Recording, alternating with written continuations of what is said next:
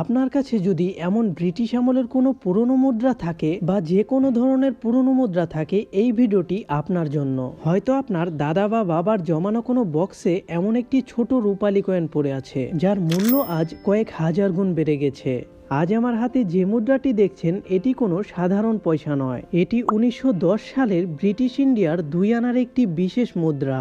যে সময়ে মানুষ কয়েক পয়সায় পুরো মাসের বাজার করত, সেই সময়ের এই রূপার মুদ্রার আজকের দিনের গুরুত্ব কতটুকু, কেনই বা সংগ্রাহকেরা এই বছর এসে এই কয়েনটি খুঁজছেন। চলুন আজ এই মুদ্রার গোপন ইতিহাস এবং বিক্রির সঠিক উপায় জেনে নেই।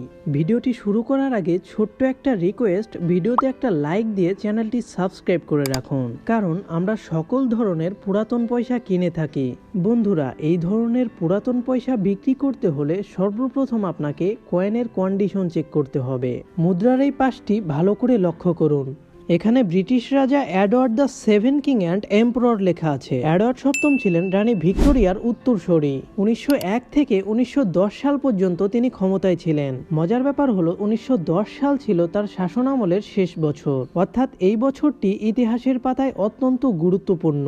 মুদ্রার উপরে রাজার এই প্রতিকৃতিটি অত্যন্ত নিখুঁতভাবে খোদাই করা হয়েছে, যা সেই সময়ের উন্নত মিন্টিং বা মুদ্রণ প্রযুক্তির প্রমাণ দেয়। এবার মুদ্রার উল্টো পাশটি দেখুন। উপরে একটি মুকুটের ছবি এবং তার নিচে বড় করে লেখা 2 আনাস ইন্ডিয়া, আর নিচে সাল দেওয়া 1910, এবং দুই পাশে লতাপাতার একটি সুন্দর নকশাও রয়েছে। এই মুদ্রাটি কিন্তু সাধারণ কোনো ধাতু দিয়ে তৈরি নয়, এটি 91.7% বিশুদ্ধ রূপা দিয়ে তৈরি একটি মুদ্রা। মাত্র 1.46 গ্রাম ওজনের এই ছোট্ট কয়েনটি ওজনে হালকা হলেও এর ঐতিহাসিক গুরুত্ব অপরিসীম। বিশেষ করে 1910 সালের মুদ্রাগুলো সংগ্রাহকদের কাছে অনেক বেশি জনপ্রিয়, কারণ এটি এই সিরিজের শেষ বছরের মুদ্রা।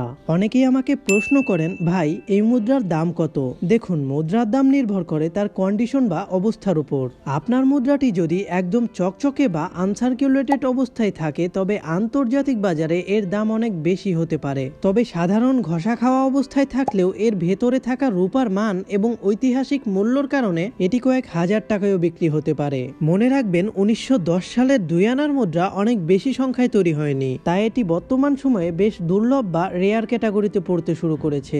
এই মুদ্রাটি ভালো দামে বিক্রি করতে হলে আপনাকে সঠিক জায়গায় যেতে হবে।